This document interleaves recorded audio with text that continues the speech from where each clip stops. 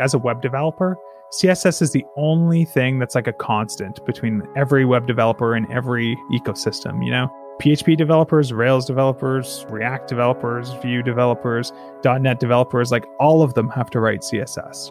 So it's like the one thing that everybody has to write. Like not even HTML is really as universal. But Bootstrap is used in every possible type of web project, and Tailwind is the same way. So it's been pretty amazing to be able to work in like that part of the stack, that slice of technology that has the absolute biggest market share. My name is Adam Wathan. I'm the creator of Tailwind CSS, and I run Tailwind Labs. This is Code Story, a podcast bringing you interviews with tech visionaries who share in the critical moments of what it takes to change an industry and build and lead a team that has your back.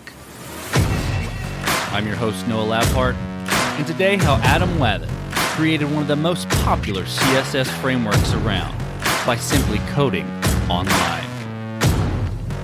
All this and more on Code Story.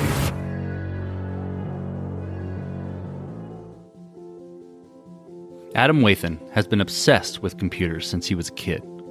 In fact, he was introduced to computers by his first grade librarian, and his first programming project was using QBasic, following a tutorial on how to make a pro wrestling simulator. During his time in university, he wasn't enjoying the programming curriculum and ended up dropping out to play in his band and working odd jobs to support his music career. During this, he got into the production side of music and started a home studio to record local bands. 4 years after he quit programming, he started tinkering with the same framework used to make the famous Winamp, called Reaper, and he fell in love with coding all over again. At this point, he tried school again, but post-internship, he decided to go straight into the field without finishing his degree. These days, he's married with a young family. Besides staying busy with that, he still finds time to play games with his remote friends and occasionally trains for powerlifting.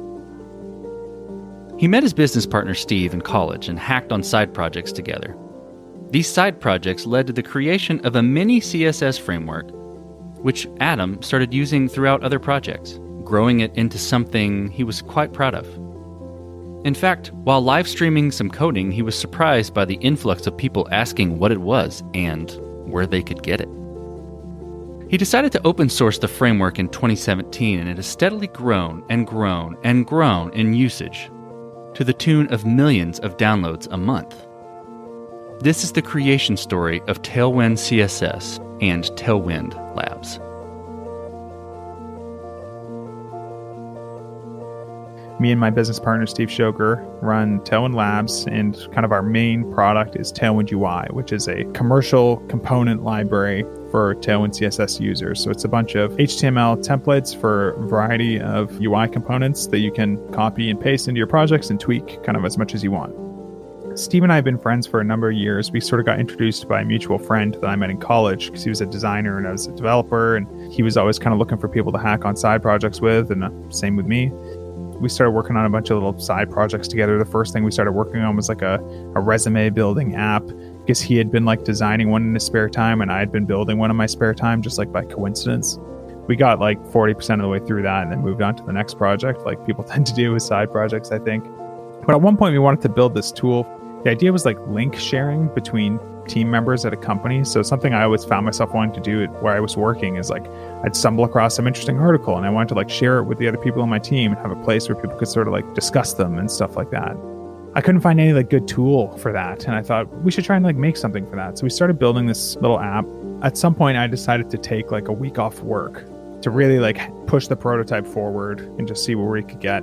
What ended up happening is I spent like that whole time working on sort of the foundational bits of the code base. Like in this case, it was lots of CSS stuff, because normally I was like using Bootstrap for everything back in the day, but they were just about to release Bootstrap 4, and Bootstrap 4 had dropped the Less CSS framework for Sass.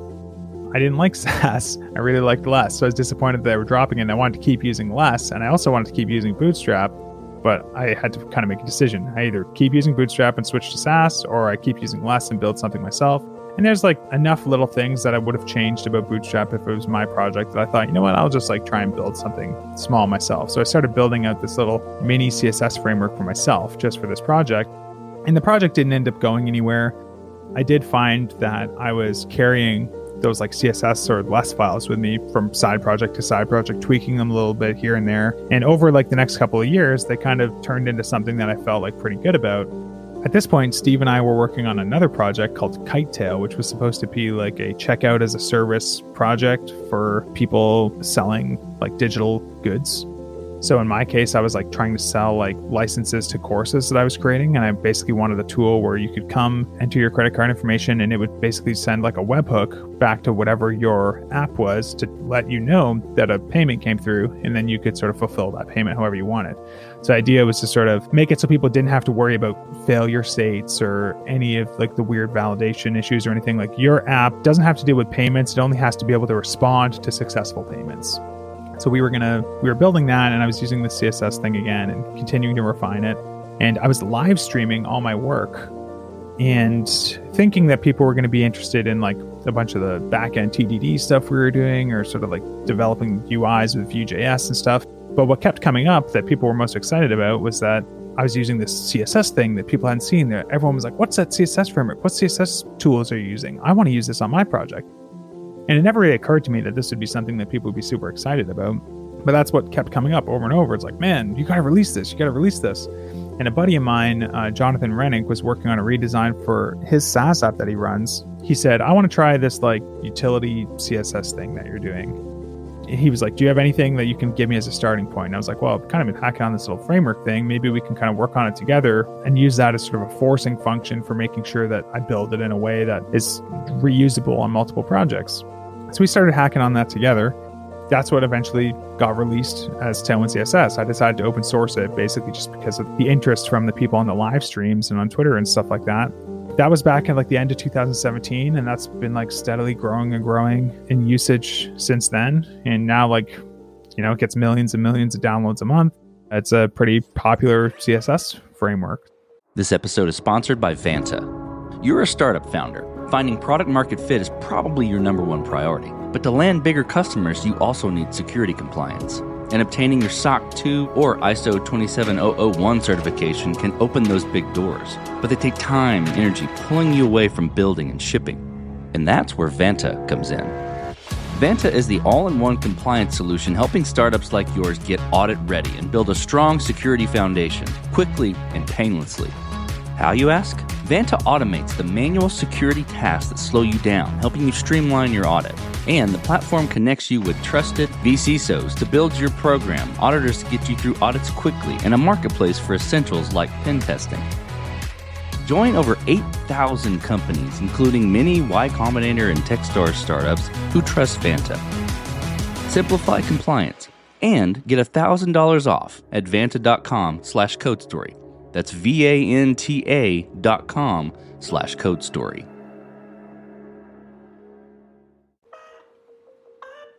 Let's dive in a little more into the first version, what we would call the MVP, but really that first version that you and your friends started hacking on, right? And you started bringing it to life.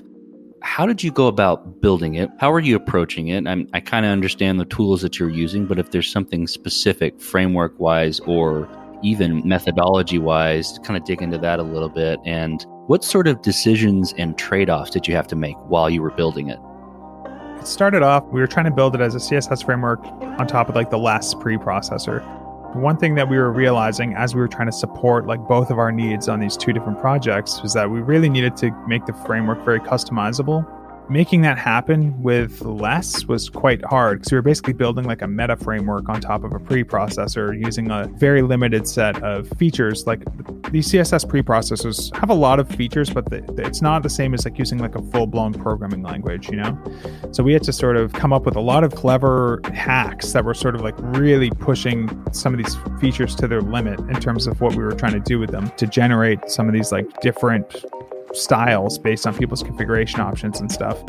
And it got to a point where it was just like so hard to keep in our heads how everything was working. And there's not like any like testing frameworks for like SaaS or less, you know what I mean? So it's hard to have like a test suite to verify that your stuff even like works. Eventually, another friend of mine, David Hemphill, turned me on to trying to rebuild the whole thing with Post CSS, which is a tool for parsing a string of CSS into an abstract syntax tree, and then you can walk that tree and manipulate it. At first, I didn't really understand how you could use that to build a CSS framework, but the trick ended up being in CSS, you have these like @ rules, right? Like @ media for like media queries, or @ import for importing things, or @ char set.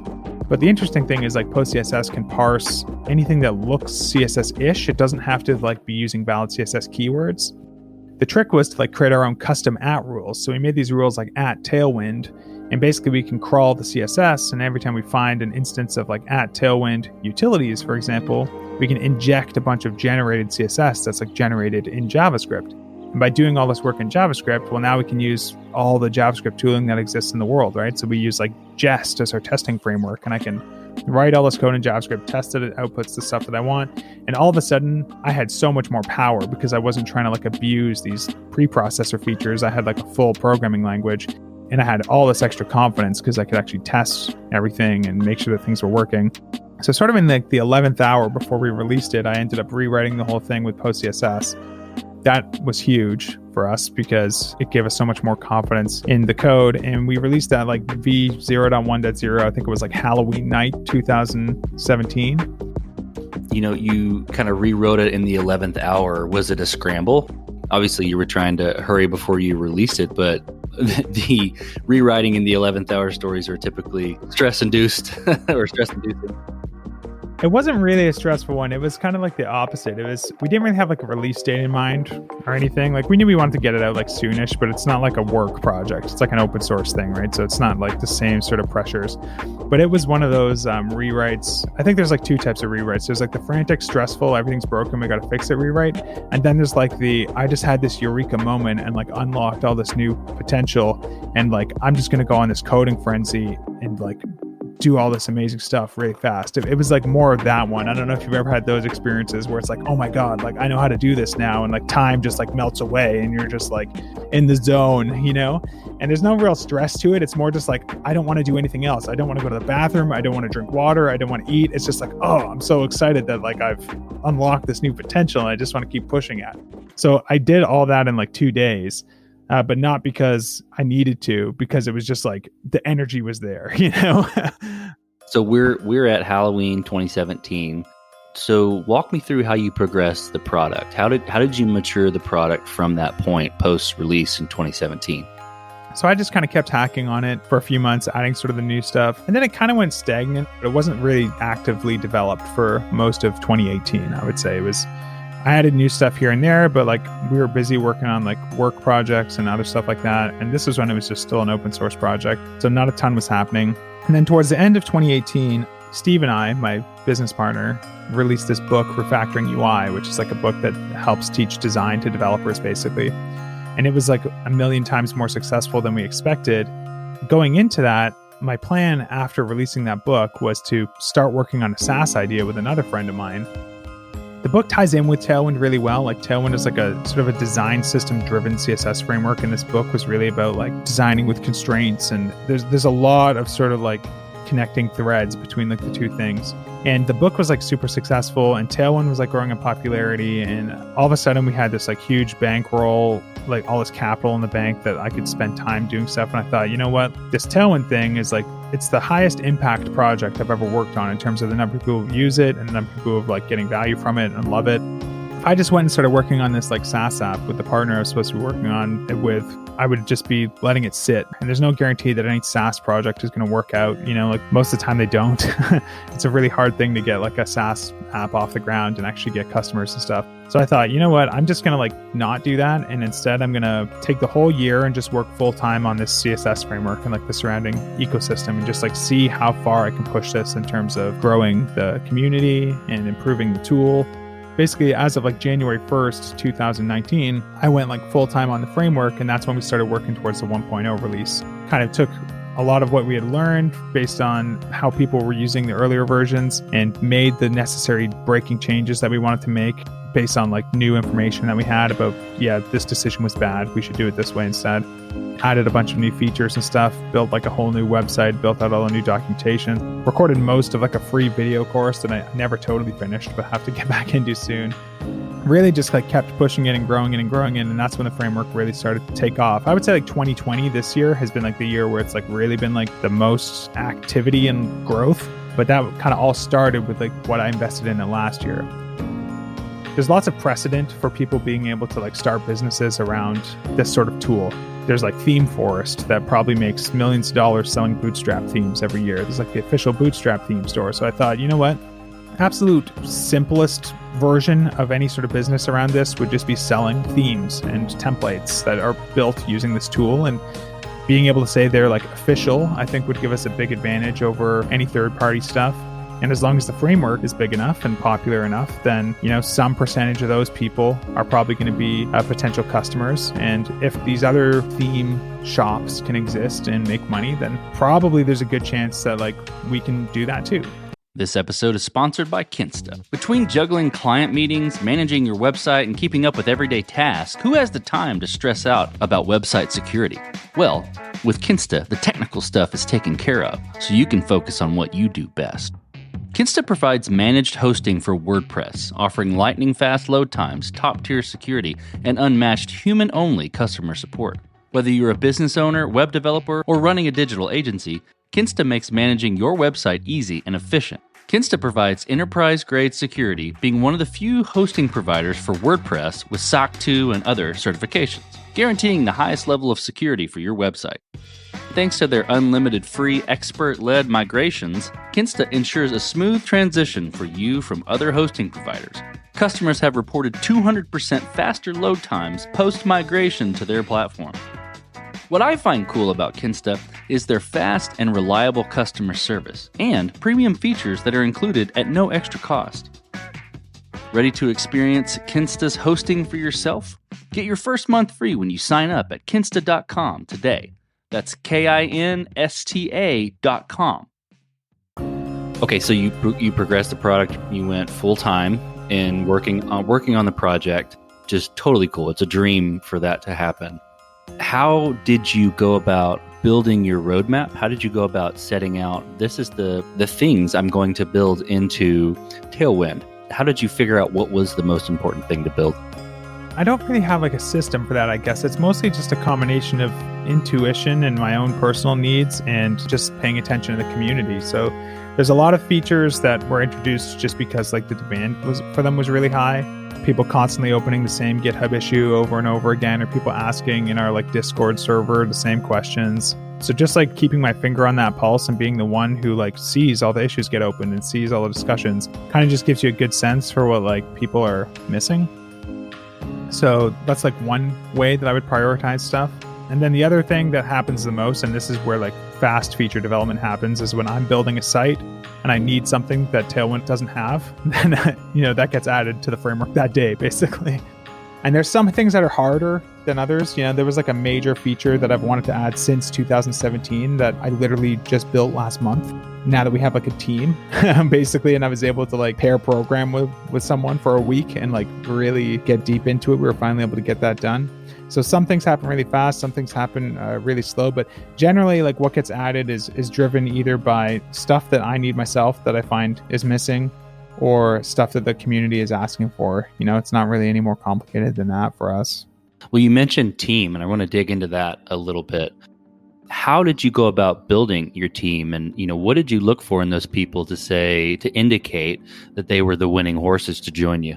So it was like end of February when we first released the product, like launch day, things are like really, you're overwhelmed, like so much customer support coming in, so much stuff you still want to do. It just feels like there's no way they're going to be able to do everything yourself.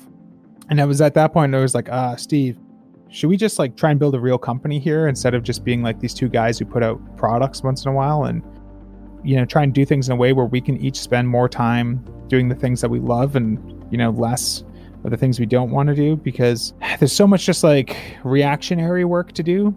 If you're trying to stay on top of that all the time, it's hard to do the sort of R&D sort of work that is what really has driven the success of things long term, So we needed to come up with a way to be able to stay on top of the reactionary stuff while still being able to invest in the sort of forward-looking stuff.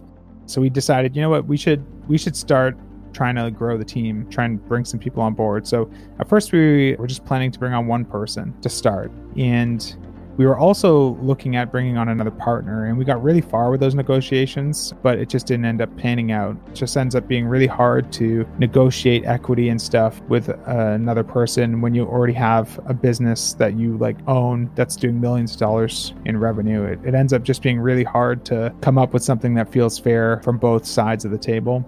You know, learned a lot from that process for sure. The first person that we hired was Brad Corns. He's just a Tailwind community member. So I knew of him because he had built the VS Code Tailwind IntelliSense plugin, which is like a really popular tool people use for getting like autocomplete for all the Tailwind class names as they're typing and lots of interesting features like that. And I talked to him a handful of times over the years, and he'd kind of been involved in the community since very, very early. And he was always hacking on like these really sort of like bleeding edge ideas and really exploratory, experimental stuff with like new technologies. And he just seemed to always like know of every like upcoming feature and everything before I had even heard of it, and he had already prototyped things with it. He was doing like really high quality work and was just like super into the framework, and I was just really impressed with everything that he had done. So when I was just originally just brainstorming, like, man, who could we reach out to see if they'd be interested in working with us? He was like the first person that came to mind. So I messaged him, and he was like, yeah, that sounds awesome. So Steve had never talked to him before, so we hopped on a call. It wasn't really like a formal interview, but we just like got to know him a little bit better and made sure that like where he wanted to go with what he was doing aligned with what we were doing. And we all felt really good about that, and we just kind of sent him an offer. That was like the least bureaucratic hiring process of all time. Like just first person we asked, 1 hour phone call, sent him an offer. Now he's working with us. You know what I mean? Like probably like any like hiring manager's dream situation. You know, we were super happy to be bringing Brad on, but then we also realized that we needed some help in other areas because we had a lot of like ambitions around other stuff that we wanted to do. We just wanted to try and push it a little bit harder. I wouldn't say we would have done it any differently in hindsight, but I would say that it was a little bit chaotic to be basically going from 2 people to what ended up being 5 people in like 1 month. You know, I think like probably would have been smarter to space things out more, but we did manage to do it, and now we have the team in place. So I'm grateful that we're still not in like the onboarding phase.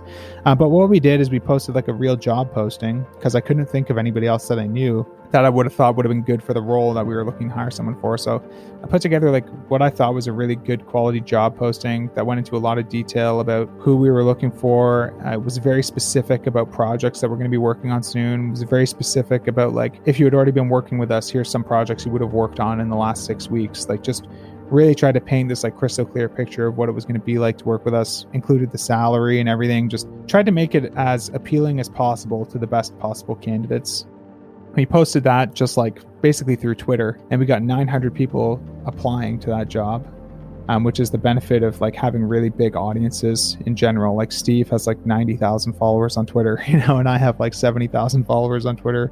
And we've both been like building this really engaged audience for a long time through our sort of like public work and stuff that we've put out there. So that was a huge advantage for us. So we got an incredible amount of applications. Had to figure out a way to sort of wean that down. That was probably the hardest part.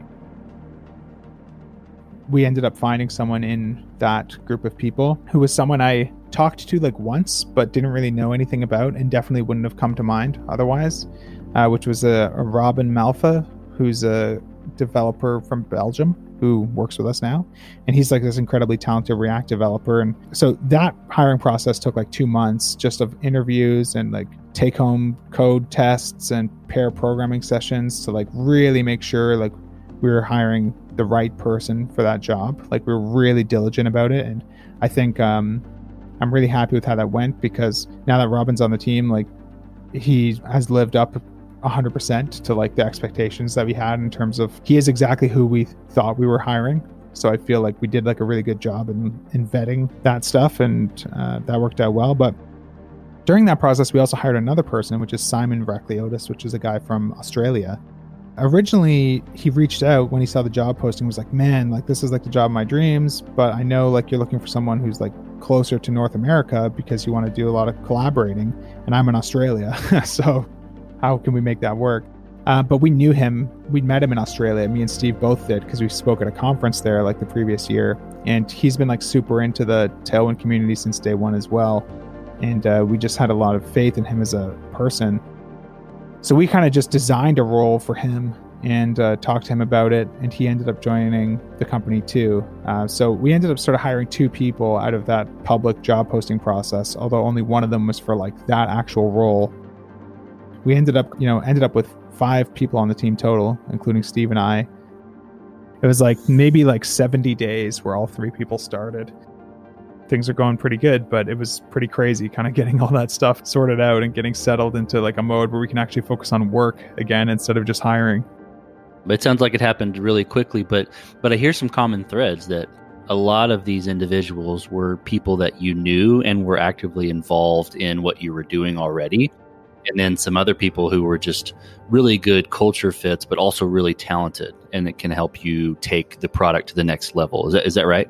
Yeah, and actually, you know what? Every single person we hired, like even Robin, who's the guy that we found just through like the hiring process, was actively involved in the community too.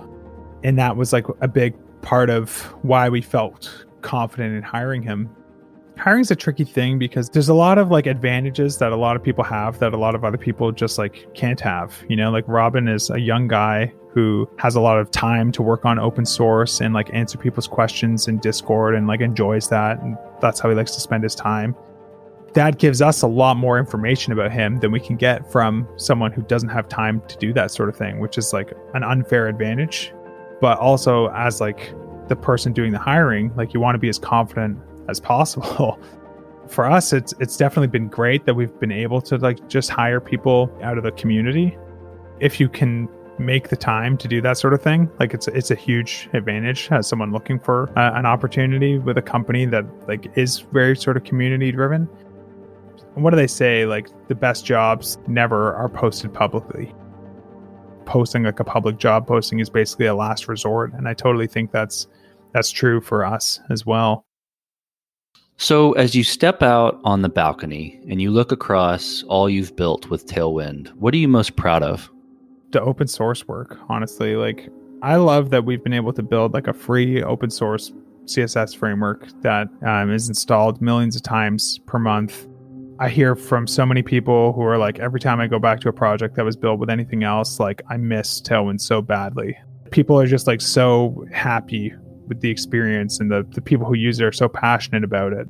It's like saving them so much time and making them so much happier and enabling them to do stuff that they couldn't do before.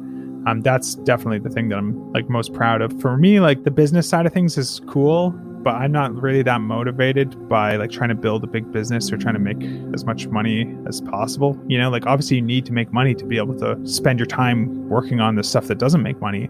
But I read this like Walt Disney quote a long time ago, which was like, we don't make movies to make money. We make money to make movies.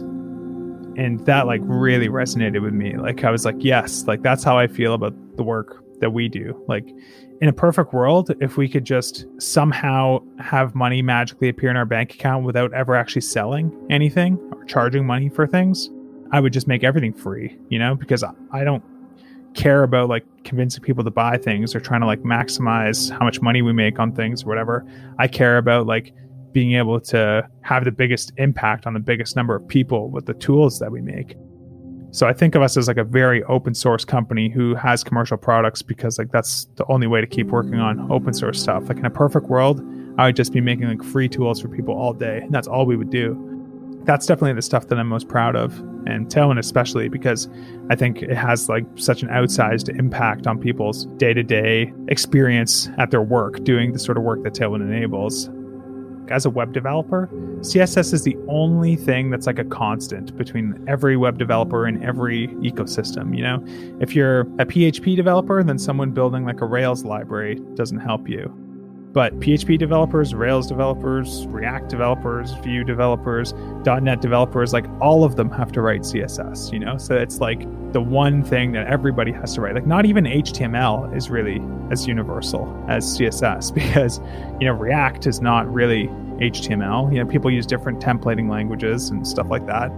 But Bootstrap is used in every possible type of web project, and Tailwind is the same way. So it's been pretty amazing to be able to work in like that part of the stack where it's like that slice of technology that has the absolute biggest market share across like all web developers. So the potential for like having a high impact there is like so huge compared to what it would be working on like any other smaller slice of the stack. So, you know, I hear from so many people who are like, I was useless with CSS until I started using Tailwind, and now it's taught me CSS, or I couldn't make anything that looked good and now like I can. Or it's crazy to think that like some thing that started as just like a bunch of CSS files I made just for myself that I never would have released to the world if I hadn't been live streaming work on something completely different is now like what we built a multi-million-dollar business around with a team of 5 that has like, you know, thousands and thousands of people using it every day. So I don't know, it's pretty crazy. So what does the future look like for your product and for your team? Right now, like we're still in like this early access phase of the commercial product. We're just kind of finishing up the last bunch of component examples to be included. Then we're going to start just like working on some other sort of supplementary products. So we want to start building out like official tools or like UI kits for different JavaScript frameworks that are backed by Tailwind at the end of the day. So like React UI kits that are built using Tailwind, Vue UI kits, other sort of complementary products that fit in sort of like this at an abstract level, this sort of theme marketplace sort of business that essentially we kind of run. On the team side, we want to keep things really small, long term. I don't ever really want to be more than 10 people, I don't think, because I want to be able to still spend most of my time doing like actual development work and not just management and sort of leadership work. But I know like we could definitely use some more help on the design front because Steve's the only designer at the company, and every single project we do is like really design heavy. I'm sure he would appreciate having some help there, but my hope is kind of by like the end of the next year, maybe we have like, instead of just like basically the one product that we have now, maybe we have like 4 products, and maybe we have a team of, instead of like the 5 that we have now, definitely no bigger than 7 at that point. We'll switch to you, Adam. Who influences the way that you work? CEO, CTO, architect, person, really anyone. Name a person that you look up to and why. For me, the obvious answer, which I bet you is like pretty common on this show probably, is I'm a huge fan of like the Basecamp 37 Signals guys like DHH and Jason Fried and Ryan Singer too, who I think is sort of an unappreciated voice there sometimes compared to Jason and David. DHH especially is probably the guy that I've admired the most for a long time, even just as a programmer before I even wanted to start a business. Like his sort of attitude around how he built things and the sorts of trade-offs that he made and focused on really resonated with me. Like basically any problem I ever run into, like they've written about it with their kind of take on it at some point, you know? And it's always like a take that I respect. I've always really appreciated their sort of like no bullshit approach to things. Not like a very like analytics driven or like trying to harvest emails or trying to like growth hack, like very much just like build great stuff, talk about it in public, like share your opinions on things. They kind of follow like the golden rule, but for business, you know what I mean? Like they try to like build a business that they would want to interact with, which I think is like, sounds so obvious, but it's something that's easy to forget, you know? Like if like this tactic for like getting new email subscribers, like, okay, like throwing up a modal on your website to collect new email subscribers when someone's scrolling, technically like you get more email subscribers if you do that. So the data says that we should do it, but as a person visiting websites, like, do you appreciate it when sites do that? No. So like the answer is no, we won't do that. I really just kind of appreciate the way that they sort of view things. And I've had the privilege to be able to like have deep conversations with, you know, David, Jason, and Ryan many times over the years. And they've really helped me with specific questions I've had about my stuff. So usually like they say like you never meet your heroes, you know what I mean? But like, because they're never as like great as you think they are in real life. But all 3 of those guys have been like wonderful to me in the conversations that I've had with them. So yeah, still a big fan and still pay close attention to everything that they do. So if you could go back to the beginning, what would you do differently, or where would you consider taking a different approach? There's been like a couple things throughout the course of my sort of entrepreneurial career that maybe I would do a little bit differently. I kind of got started by, I wrote this book, Refactoring to Collections, which was like teaching functional programming principles to PHP developers. I wrote that in like evenings and weekends when I was working for an agency. And I wrote and did that whole thing over like maybe 3 months from start to launch. And it made like 60 grand or something in the first week. Then like slowed down significantly after that. Like most of these things, like the heaviest revenue days are right at the very beginning, right when it launches. But I decided to like take a leap of faith and quit my job to start working on other kind of course and book type projects. And I think like in hindsight, I'm definitely glad that I did that, but I can also see how like it felt like an obvious thing to do at the time, although like somewhat risky, but it feels even riskier to me looking back than it did at the time. I guess what I'm trying to say is like, I'm so glad that I did that. And I would give that advice to other people. Like, don't wait until you have like 250 grand in the bank. It's almost better to like take the opportunity as soon as you've reached like the minimum threshold for that opportunity to be viable, and use like the pressure of only having like a limited runway to like force you to be productive and like kind of get to the next step, you know? But the next product that I worked on after that, it took me like 1.5 years before it was done. And I like released it in early access like 1 year before it was done. And that whole year was like incredibly stressful because I kept feeling like I'm in debt to my customers. I need to like get this thing done. Because I had already like pre-sold it, basically, I couldn't like change the scope of the project. So I couldn't like cut out lessons from the course and stuff like that. And that just meant I just had to keep grinding on it. And I was like so burnt out and ruined by the end of that. That was like a really important lesson to learn, which was like, basically I try to not pre-sell things anymore unless I absolutely have to. We did it with Tailwind UI, but it hasn't been the same sort of pressure as it was for the course. So far, it's been not a big deal, especially having like a team and like some support of people to like help me get through it. As soon as I finished that course, I went on vacation with my wife for a little bit and took a break and came back and had another idea for another product. And I tried to do it the exact opposite way. It was like from idea to launch in like 6 weeks, and it made like the same amount of money, basically. That was like a lesson that I learned, was just like, don't let things drag on, like take advantage of like motivation while you have it, and like be ruthless about cutting scope and making things fit into the time frame that you have, and try to avoid trapping yourself in situations where like you can't change that. Other than that, I think I probably would have like maybe hired sooner. Like Steve and I had put out the book. We didn't hire anyone until after like Tailwind UI came out. I could definitely see how we could have got help sooner and benefited from it, because it's definitely been awesome having a team. So far, we've gotten pretty lucky that we haven't screwed anything up too badly. So maybe the worst is still to come. Last question, Adam. So you're getting on a plane and you're sitting next to a young entrepreneur who's built the next big thing. An entrepreneur, a builder, a coder who's just jazzed about what he or she is building. They think it's going to be a game changer. They can't wait to show it off to you, to the world. What advice do you give that person having gone down this road a bit? I think the number one thing is basically don't wait until you're done building something to start trying to put it out into the world. Like for me, the highest impact thing that I've done in terms of my own success has been like working in public. Again, the classic example of that from my own career is that Tailwind CSS, the framework, wouldn't have existed if I wasn't live streaming work on like another app.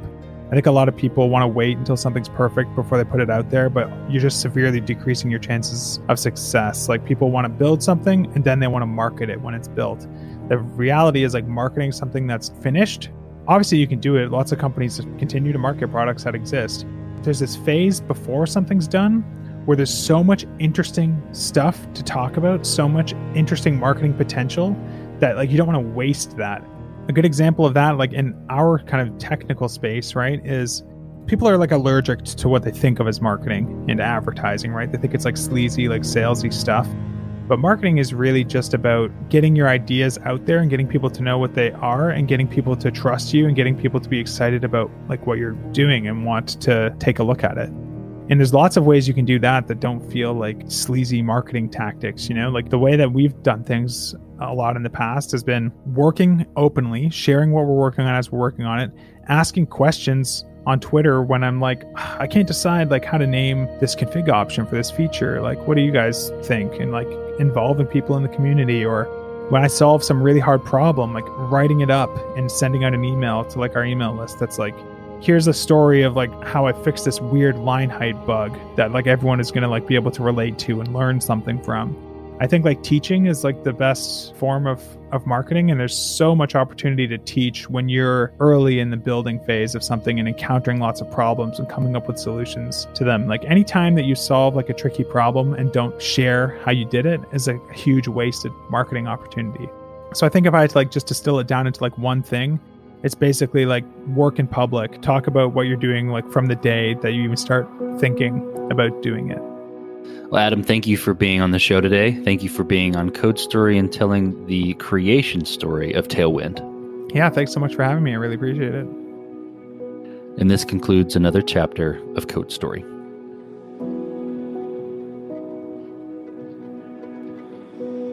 Code Story is hosted and produced by Noah Labhart. Be sure to subscribe on Apple Podcasts, Spotify, or the podcasting app of your choice. Support the show on patreon.com/codestory for just $5 to $10 a month. And when you get a chance, leave us a review. Both things help us out tremendously. And thanks again for listening.